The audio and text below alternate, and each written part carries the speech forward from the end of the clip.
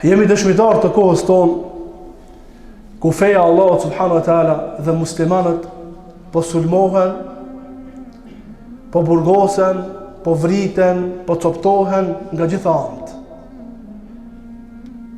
Edhe mendoj që nuk ka pas nevojë sikur sot që dikush ta ndihmon fenë Allah xhela xhelaluhu. Për shkak gurbetllëkut të madh që është bë i fejës në zamanin tonë. Po flas për fenë e pejgamberit sallallahu alaihi wasallam. Nuk po flas vetëm për islamin si emër. Po flas për fenë e Muhamedit sallallahu alaihi wasallam, praktikimi i saj. Sot ka ardhur gurbetllëk i madh i fesë Allahu subhanahu wa taala. A e kemi parasysh sot se muslimani akuzohet, shantazhohet, burgoset vetëm pse thot mos festo festa tjera të krishterëve apo jehudëve dhe kështu me radhë. A e kemi parasysh këtë çështje? A e kemi parasysh na që sot ta marrin një musliman ta fusin burg, ta akuzojnë vetëm se kanë ngjit dikun nëpër mure një letër që shënon mos festo festat e besimtarëve. E që ky ligj apo ky kod në fenë islame është elif B, ABC është.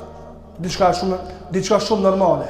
Mirë po sot po të vinë ata namazli e falin namazin, edhe zekatën e hapin, edhe axhin e Ramazan, do të thotë në hax ka qenë, që ato vinë sot të burgosin muslimanët, vetëm se dëshirojnë muslimani sot me jetu rob i Allahut dhe rob i askujt tjetër.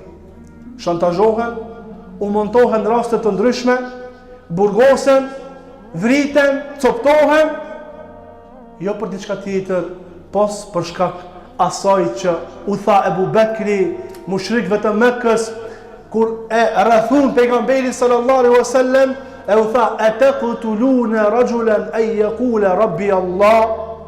A keni me vrani njeri vetë se thot Zoti jem është Allahu? Sot musliman për këta po vriten. Sot musliman në trojet tona për këtë po shantazhohen, për këtë realitet se kanë vendosur me qenë rob të Allahut.